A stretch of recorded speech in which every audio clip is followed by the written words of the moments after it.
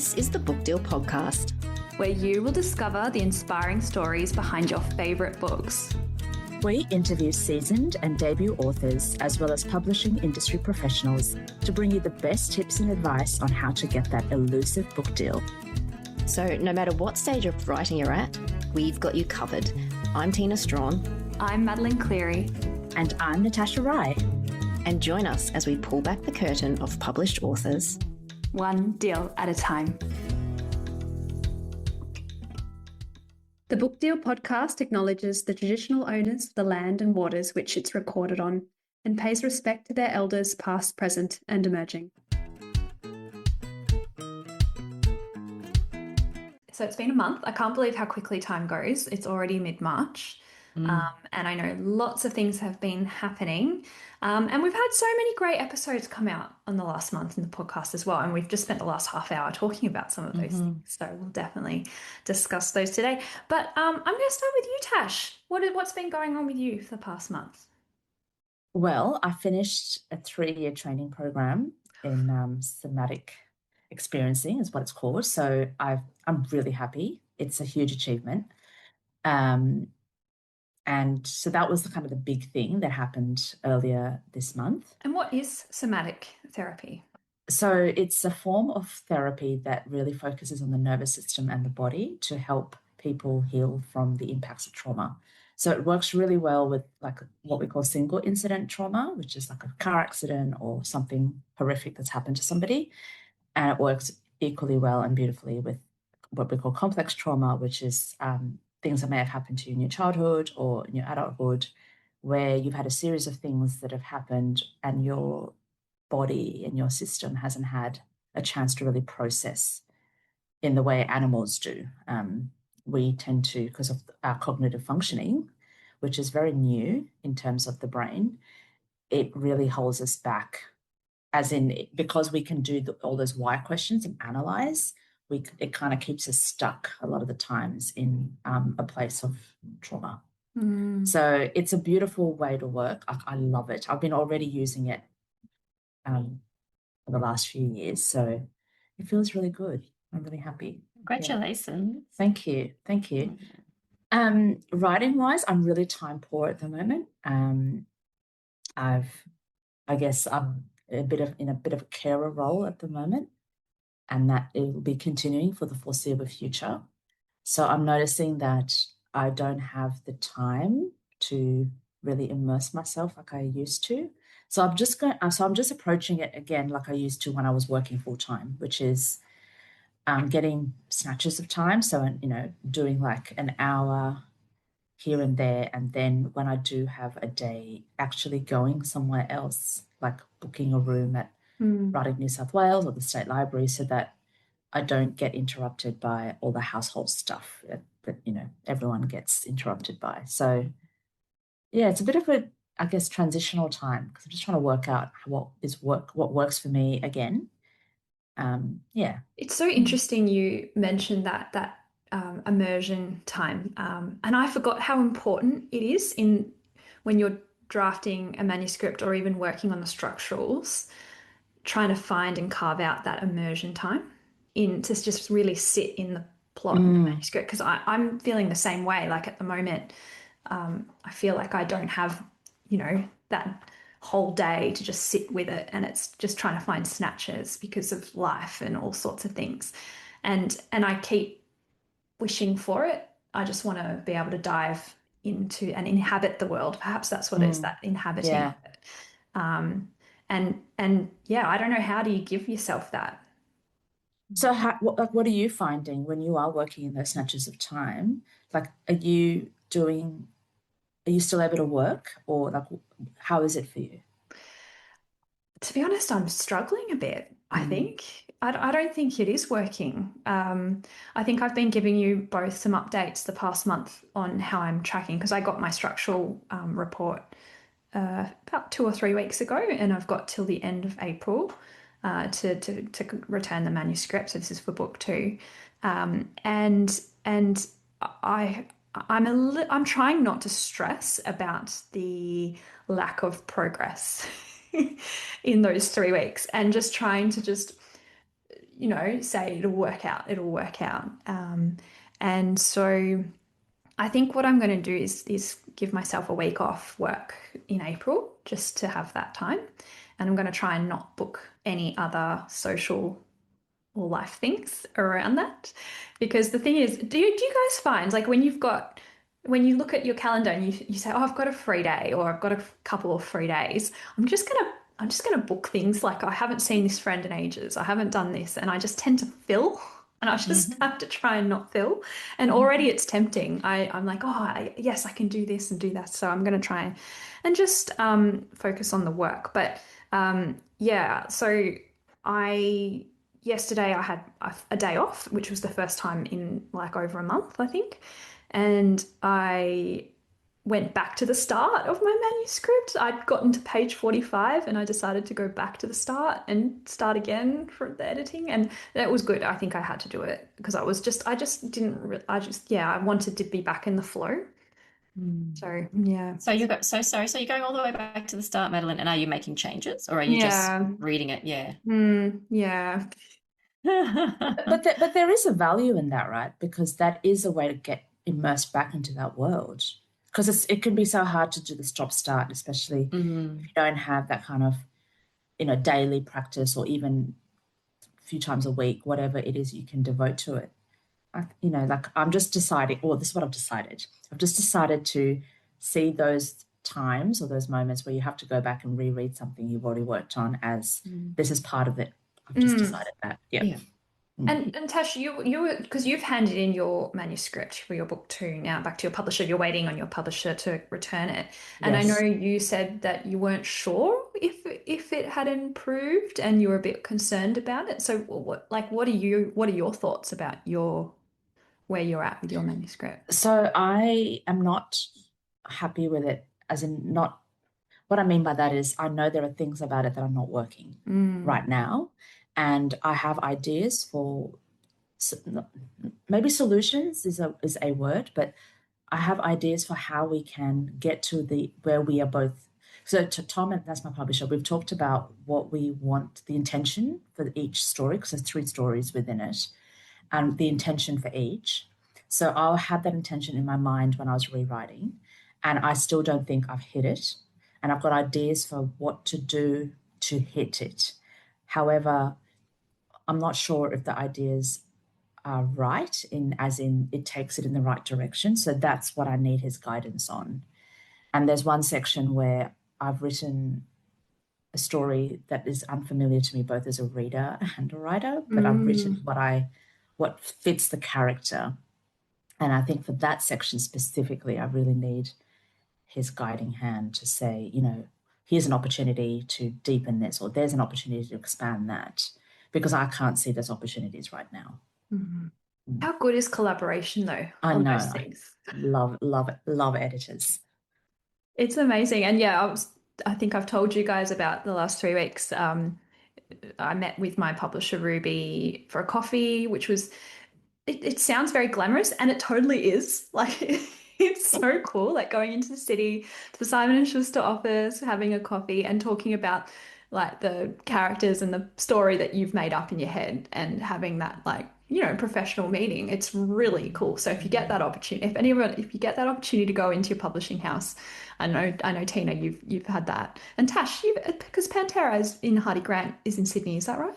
Yes, they're in the Ultimo. So we've met at the bottom of the building for a coffee, Cool. but I haven't been upstairs. I think there's a bunch of security stuff you have to do to go in there. Oh, really? Oh. Yeah. Apparently in the old days, I don't even know if I'm supposed to be saying this, but they had a few people show up and be like, have you read my manuscript? I bet they have. I bet that happens at all of them. Yes. Yeah. So I think they've just had to put in some extra things in place about visitors. So that's okay. Oh, wait, I didn't have to do anything. I went into the Simon and Schuster office and they have the bookshelves with all the books that you can. Ruby's like, what do you want to take? What? Yeah. Look at both of us. We're like, oh my God. I know. You have to tell us what you took now. Yeah, what did you take? So I took Lucy Nelson's book. Yes, Wait Here. Well, yes, saw that one, grabbed that. Ruby gave me the new Christian White, and there's another one coming out by Rebecca Lim. She's a firm author. The Graduate. So I got that. And I think when you take three, I think you can't really. Because she's like, take as many as you like, but I think there has to be a limit, right? You don't just Does go out there? with a truckload. How awkward. You want to be like, you want to take some, but also what's that fine line of Yeah, I'd be like, do you have any pushing it boxes? too Like, far? You have any boxes? boxes? Trolley. A trolley I could borrow to get them home. Exactly. Do you, because I mean, all of us get free books sent to us now. Do you get a thrill every time you get a Every time. Love it. Every time. Love it so much. Best thing ever. I want though, because Tina, you got like the promo box for Oh, which one? That was exciting. That was Rebecca Armitage. I'm interviewing her next week, actually. Yes. Yes. Yes, But you that got was the that promo was box. super. I got the box. I know. I did say. I'd send a message and be like, "Girls, I got the box. Did anyone else get the box?"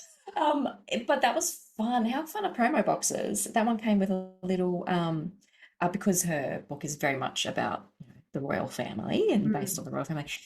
So it had a little tiara and some little tea bags and like digestive biscuits and stuff, which is very cute. I was going to say there had to be tea in it. Tea and bickies, yes. So what a cool idea. I love promo boxes, and I think we should all do them for our books because they'd be so fun.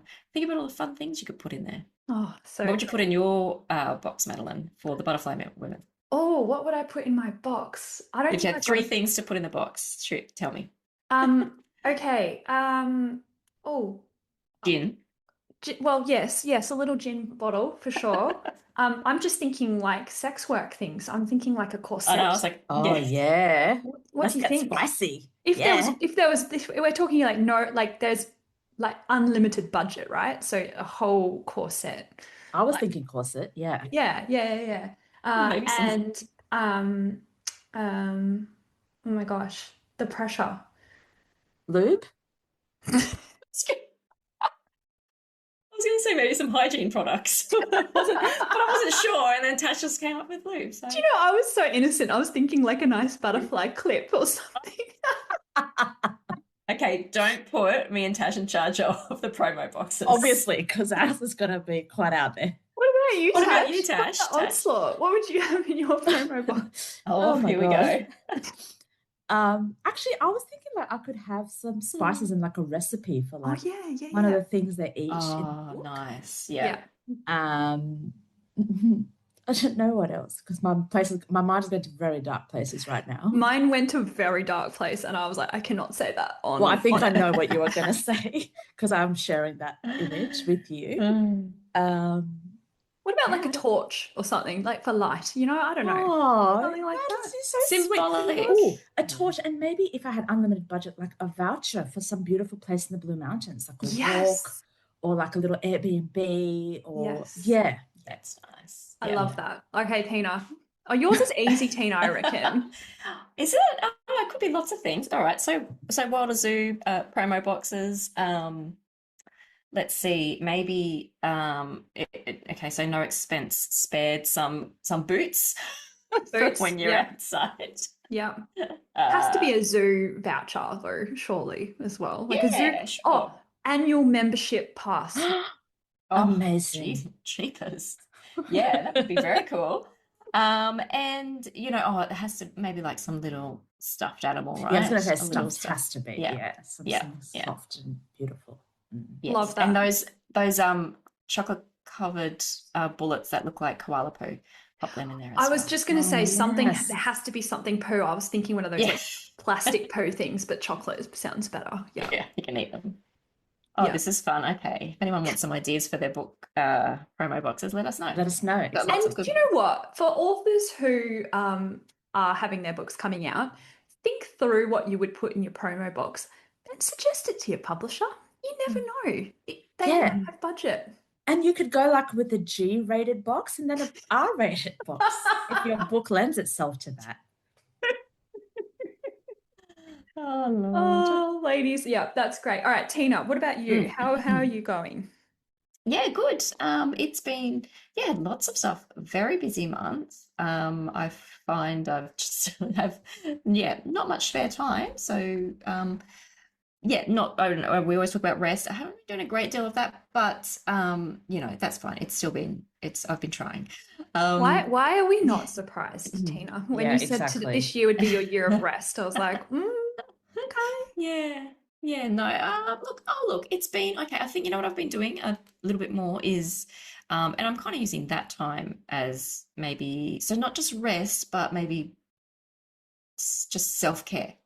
Self-care doesn't necessarily have to be lying down and having a nap, does it? So That's right. just really, so one thing that I have actually been doing, we spoke earlier in our first episode for the year about us all having, we all had a journal, didn't we? We just, for some reason, we didn't plan it, but each of us just had got a journal.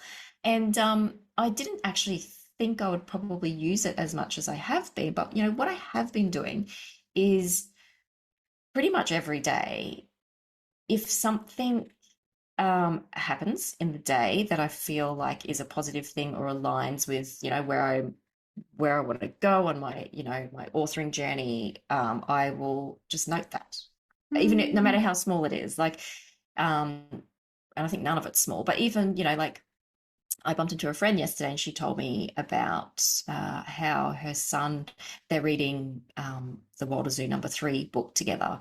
And, you know, she said, oh, last night, you know, he's really enjoying it. And last night we're like, oh, do you want to watch this show on television just before bed? Or do you want to go back and read the book? And he chose to read the book. And I'm like, oh my God, Sweet. that's like, and that's not small, but that's that. I was just like, that is incredible. And I thought, no, it's so amazing, but write that down and just remember that, because, you know, there'll be a time I can look back on that and go, wasn't that super cool? But also it's just, I think it's just giving that that just sort of awesome moment, a bit of time and a bit of reflection. So anything like that, I'm just sort of, you know, if I book a school visit or to talk about my books, or, you know, just, you know, go plan a writing retreat or something like that, just all those sorts of things. I'm just writing them all down because I don't know, I think it, yeah, it gives me some time to sort of reflect on it. Anyway, so I think that ticks the box, doesn't it, for like self-care and a little bit of rest and reflection? No? I'm going with it. Well, Tina, anyway, it's about what feels good for you. And if it feels good for you, then yes, it does. Sounds like work to me, Tina. Oh, like I'm talking, it's really just a second where I'm just like, just spend a minute to go, oh, what cool things happened today that That's I want true. to try That's and like actually capture. that's the gratitude part, isn't it? Like Yeah, it's a bit it of makes you that, feel isn't good, it? doesn't it? When you actually reflect and you're like, wow, it's a real privilege, isn't it, to do what Yeah. you do. Yes. And like I'm not writing heaps, I'm just noting it. I just feel like it's an important thing to do. So I will keep And doing otherwise that. you'll forget. And all these like lovely special moments, you will just forget. Yeah. And probably in moments where maybe you are having a bit of a lull and things aren't really happening, things might feel a little bit slow.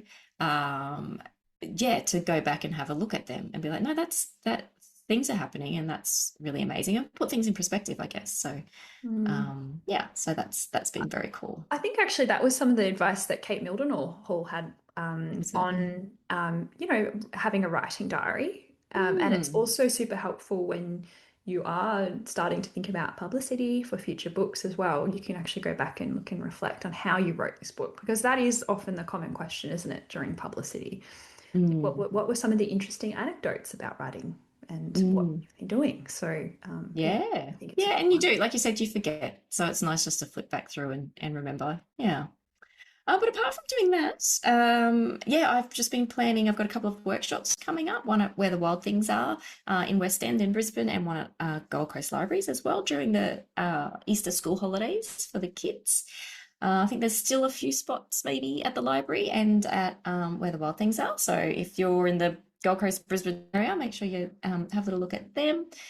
I've been planning for Readers' Cup, which is the CBCA Readers' Cup, which is coming up in a couple of months. So it's a school-based reading kind of competition, and you enter your teams and from all different schools, and they have a like a final sort of event, and I'm going to be the quiz master at that event, which is at Fernvale School, and that's going to be super fun as well. So just sort of been planning for that. So yeah, in between that, lots of writing and yeah, editing and all those sorts of things. So yeah, very busy month. So busy, Tina. Time just flies by, and I just can't believe it's already mid-March. The only thing I did want to mention as well is I've been doing some book research for this second book that I'm in structurals, and part of that book research took me to the Victorian Spiritualist Union, to the church.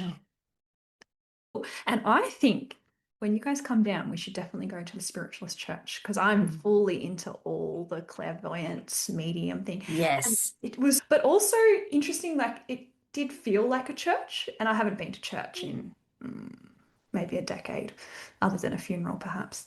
But then when they brought in the mediums to pick people out of the audience and say that spirits were walking with them, like that was not really like any Catholic church I've been at. No. Oh, is this what they did when you went there? Yeah. Yes, Oh I my definitely God, want to I go. totally want to go. Oh yeah, Tash, you would be, yeah, totally keen. I was hoping that the Cleary women from the 19th century would be walking with me and that they would have a message for me. But unfortunately, I didn't get picked, but I was like really hoping I would. But the coolest thing was when I was, because it's upstairs, the church is upstairs, and I was walking up the stairs and they have all the historical photos of the Union, because the Union started in 1870, which is when my book is going to be set. And one of the men is a man who I've got a character who's inspired by. I've never seen his photo before. And I was like, oh my God, it's this guy. Oh So my God, I've actually got chills. yeah, it was so Yeah. cool. I was like taking photos of all the photos. And I got to chat with the president of the Victorian Spiritualist Union. And I was like asking questions like, when you practice mesmerism, I've not like heard of that. what does that mean? How do you connect with spirit? Like, how does this work? Like, I just want the logistics, because I've done a lot of research into it, but I just want to know how it feels, do you know? Mm, So she yeah. answered my questions, and that was really fun. So, Okay, book launch ideas for that one. At Yes. the Spiritualist Church. We need mediums. We need people to be pulled out of the audience. Oh, oh my okay. gosh, Tina, that's brilliant. Yep. And the book box Oh. for that one, the promo Yep. box for that one. I don't know. Would be, Some oh my candles, God. some crystals. Yes. Oh my God, I'm flying to Melbourne for that. And yeah, get some mediums in. Ooh. Yes. So, yeah, hit me up if you want to come to church with me. Oh yeah. Well, we'll be there. Oh, that's fun.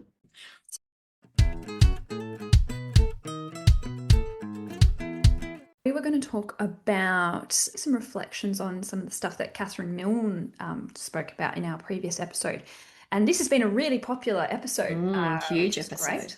And for those who I'm not sure who Catherine Milne is, she's head of fiction at HarperCollins Australia, and she was really open and generous with her advice and gave some really excellent advice. One of the things that really interested me was when I asked her the question, if you were an emerging writer, how would you submit your manuscript to a publisher?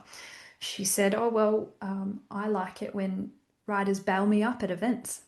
Which I thought was just extraordinary. I thought publishers didn't like that. I'm sure some probably don't, but yeah, I'm sure they're all probably different. But yes, I did find that interesting. Yes. She did sort of talk around that as well, though, but don't just rock up to her like she's and pitch your children's picture book to her. Like, do your research, know who she is, know what she represents, and what she enjoys reading and promoting. So yes, know your stuff before you go. We did talk a little. You did mention the word stalking, Madeleine, I think it was in the interview. So yes, find out everything you can and sort of find out where they are, and then get your pitch together, but make sure it's strong. And I guess this comes to what we were talking about earlier, is that art and commerce thing. And Tash, you've been to an event recently. There was some really good discussion on this. And I suppose it's showing and demonstrating to a publisher that, yeah, you have done your research and you can clearly and concisely pitch your work, and you can, make those comparisons as well. Yeah, and I think as well, like if you are doing that, which everyone should, you should have a really clear idea in your mind about which agent or which publisher you're pitching to and why. But I was on this panel the other night through Writing New South Wales, and Robert Watkins, the publisher at Ultimo, the commissioning public editor at Ultimo, he was part of the panel, and he was talking about, at every moment, the challenges that each person faces to sell your book. So yes, everyone, we've talked a lot about acquisitions, like your publisher, they love your work, they take it to acquisitions. But then after that, there is a marketing team that needs to understand how to market it. Then from there, there is another almost pitch into your book buying agents or your people that you use to distribute the book. And they go the bookseller and they have to sell or pitch 100 books in like a 20-minute, half an hour meeting. And if they cannot easily or find a way to put your book into a category that they can convey to the bookseller, it's really, really difficult. So it sounds disheartening, but actually it's about an opportunity for the writer to really think about these things. Because initially I was like, oh, maybe this is really unfair on the writer. But then I thought, hang on, if you went for a job interview at a company, you wouldn't just rock up and be like, hey, I'm the best person for you. You would look into what they do, who works there. You would look into why you would be a good fit there. Like that's just what you do when you want to be a part of something, right? So and that doesn't mean you can't write something really out there and different. But if you are, then really think about where you might place that on a shelf. Like everyone says this, but it really struck me the other night. Like walk into a bookshop, have a look at how they categorize their stock and go, well, where would my book fit? And you will find a way to put together a pitch, because especially if you're a reader, chances are you're not writing something that's so out there, that's so weird that there's no way to describe it. And if you are, then maybe you have to think about if traditional publishing is for you.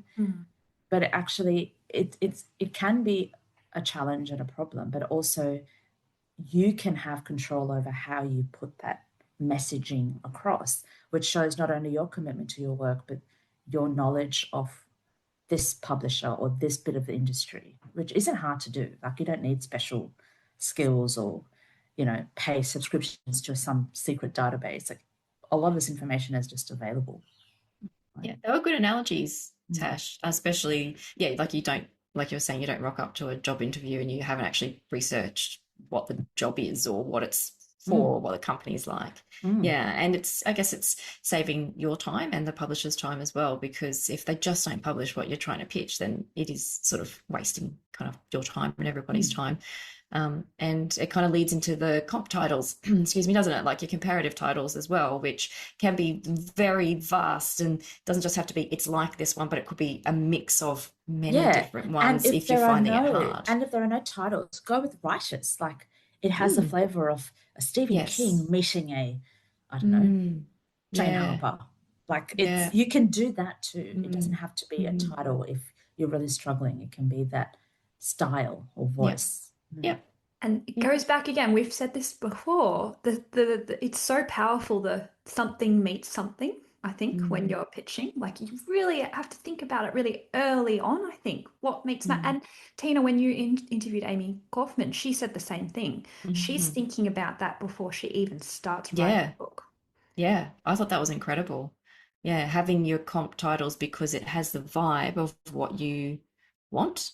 So as you're writing it, you just keep checking back. Actually, is this fitting with and the it might vibe I was going change for? in the writing, and that's fine. But having that, I think, at the start of it, and this again is that blend of the commerce and the art, isn't it? You're being creative. You're writing the book that you want to write, but in the back of your mind, you're also thinking, and how am I going to sell this? How am I going to pitch it? Which, it's a difficult thing, I think, as a creative to think about. But again, this is about also being a professional, like turning up to the job interview, knowing what you've got to sell, in a sense. And yeah, it's a hard thing to marry sometimes. The other interesting thing that I thought, and it's useful to reflect on, is one of her number one pieces of advice for authors is to be a good literary citizen. If you want it to get published. And this is a term coined by Kate Mildenhall, as we know. And I guess I'm interested to know and hear from both of you what you think being a good literary citizen looks like, because I think it can look different. So Tina, what are your thoughts? I guess for me, I think sharing your journey is really important. Like what we're doing with the podcast, we shared our journey. We are helping others to share their journeys, because you can feel very alone. I know I certainly felt like everyone seems to know what to do. I just don't know what to do, and it's quite overwhelming when you start thinking about it and in those initial stages. So I think sharing a journey, because nothing makes you feel more comfortable and more seen than hearing other people's rejection. So sharing the highs and the lows, definitely. Everyone loves hearing those stories of, how J.K. Rowling got knocked back so many times, Stephen King got knocked back so many times, all these authors who, it wasn't until they wrote their seventh book that it went gangbusters, and now they're bestsellers. Those sorts of stories, I think, is very powerful to keep people going. And yeah, so I think sharing that information and not just holding it all. And also, I think, it's such a two-way street, isn't it? Being part of that community where you're supporting and celebrating other people's wins, however that looks, turning up to book launches, sharing it online, buying their books are important, getting it out from the library, telling other people about it, and they are supportive back to you as well. What about you, Tash? I think for me, more and more I'm realizing conversations. So I've just noticed that a few times when I've been talking to other writers who are not yet published, there's such a hesitancy or lack of confidence in calling themselves writers. And just to say, if you write, you're a writer. And saying, the publishing part is actually a different process to writing. Submitting, going through that process, even if it's to competitions, is actually a different thing to the actual writing. And if you're writing, then that's what's important, and you're a writer. So just that. And also, I find that it's really lovely. I always have this vision in my mind, this image of every time I have a conversation with someone, I'm hoping that it comes across as the doors are all open, that there are no doors that are closing, that doesn't happen, that we are all helping each other through the door, because actually the more people that come through the door, the wider the door becomes and the more room there is, not the other way around. So I see that as part of my duty or desire, because I know how important it was for me when I was coming through and having established writers or writers with a publication under their belt to say, no, you deserve to be here and you are legitimate and you should keep trying and persevering. So that's part of a good literary citizen for me. These are really interesting reflections. And I thought what it meant for you, for the last year, is that you turn up to events as well. And that's part of that, going and, celebrating wins and everything. And I suppose I felt a bit of guilt this year because I haven't been able to make it to many events and launches and talks this year, just because life has been crazy. And so I've been feeling a lot of guilt, I suppose, and thinking to myself, does that not make me a good literary citizen? Which is interesting. And then I was talking with some other writers, and they said, well, part of, you're interviewing writers on the podcast, you're sharing their stories, you're talking to them, you're having conversations with us right now, we're engaging. Which is a lot of work. That's a lot of work. That's what's making you so busy as well, that you can't get to book launches and stuff. Yeah. Maybe that is. So I don't know.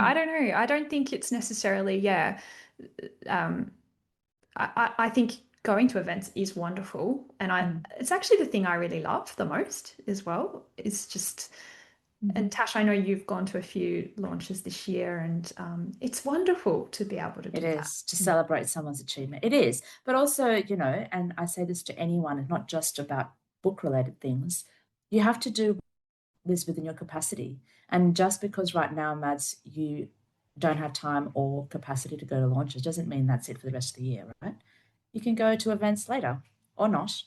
I don't think it signifies that you're a bad or good citizen because you're already doing so much. yeah, it doesn't have to be all the things all the time.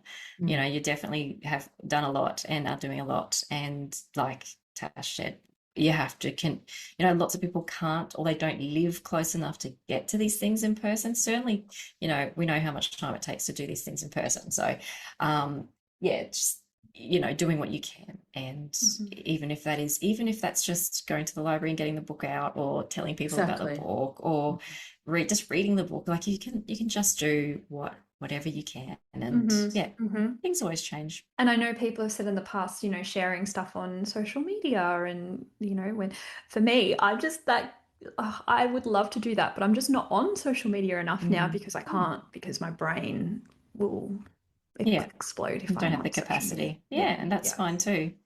So, I feel like, I'm missing a lot. Like some people say to me, "Oh, are you going to this launch? Are you going to this event?"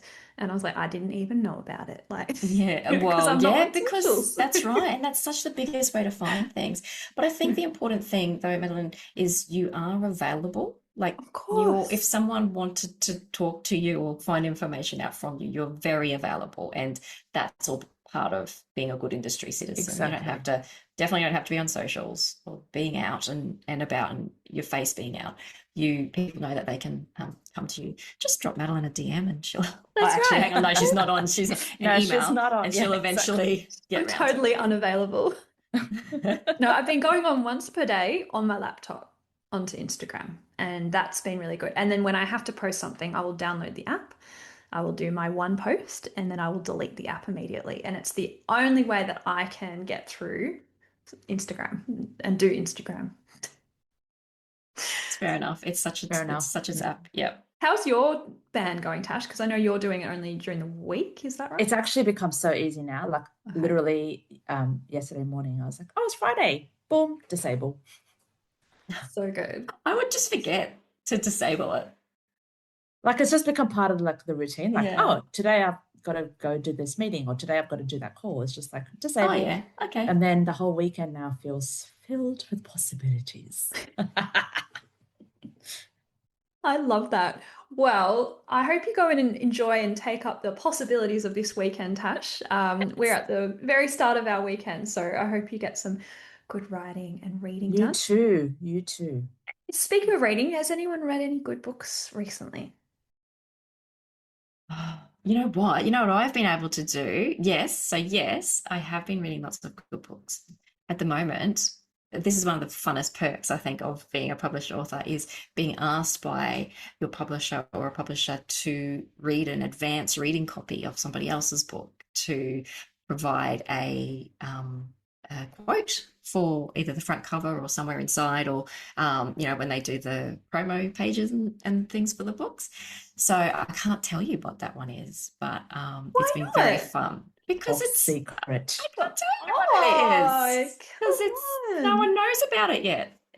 No one knows about it yet. So I'm not gonna be the one to jump that gun, but it's it's been very fun, and it's very different to what I normally read, but I have been enjoying it a lot. And so that's one of the fun little perks. That is a good example of being a good literary citizen as well, There you go. Tina, as well. Mhm. Doing blurb quotes, endorsement quotes is, that takes a lot of time, but it also is really fun. And the thing is, being a good literary citizen is actually very fun as well. Yeah. It's not an unfun thing to be a part of. Yes, agreed. What about you? What are you all reading? Tash, what are you reading? So I'm currently reading Discipline by Randa Abdel Fattah. The big controversial book. Yes. It's so good. I don't know. I don't really get what the controversy is, but I'm about a quarter of the way through, and I booked tickets to see her because she's coming to Sydney Writers Festival, so I'm very excited. And I'm also listening to an audiobook called "This Is Where the Serpent Lives." It's I think he lives in the UK maybe, and he's culturally Pakistani, and it's really interesting. So I'm enjoying those. Yeah. What about you, Maz? Great. Well, the last two books I've read have been under 150 pages each. And I think I chose them deliberately because I was like, because I'm busy and because my brain, work has been insane. So I'm just trying to find ways to, I don't know, feel like I'm achieving things. So maybe I chose these two small books. both were wonderful. And what it's really taught me is that you don't need to write, a huge book in order to pack a punch. Like these books really packed a punch. So the first one, I'm not sure if you've read it, Small Things Like These by Claire Keegan. Oh, I love her. She's so good. I can't believe I've never read any books by her. And it was only it's like 120 pages or It's something. tiny, yeah, but it packs a punch, you're right. It's one of those books that just stays with you. And even like the font is big as well in the book. And I remember opening it and just thinking, oh wow, like this, how does she convey so much with so little words? And it is incredible. So, set in the 1950s Ireland, about the Magdalene Asylums, but it's also not. It's kind of around the Magdalene factories and what they did to women. But yeah, incredible book. And then I just finished an amazing memoir by Danny Netherclift. She is a Victorian writer, and her memoir is called Vessel. And she's a poet as well, so the language is really beautiful. But she witnessed her brother and her father drown at the age of 18. And it's a really traumatic and awful event. And this memoir kind of goes in and around the event, and it's a really interesting structure. And she kind of weaves in, dealing with her own grief and what happened, and being present in that moment, and in and around looking at at other drownings and what people, because I think she wanted to understand what they experienced, and she'll never know that. I highly recommend it. Wow, love it. So we're all reading very different things, which is wonderful. All right, ladies. Well, I hope you have a weekend filled with lots of possibilities. And we'll catch up in another month. Yeah, look forward to it. Bye. Bye. Thank you for listening to the Book Deal podcast. We're able to bring you these weekly writerly chats because of our amazing patrons. Join the TPD family by becoming a member of our Patreon community at patreon.com/The Book Deal podcast. And if you love the pod, please give us a rating or review. And don't forget to follow us on Instagram and Facebook.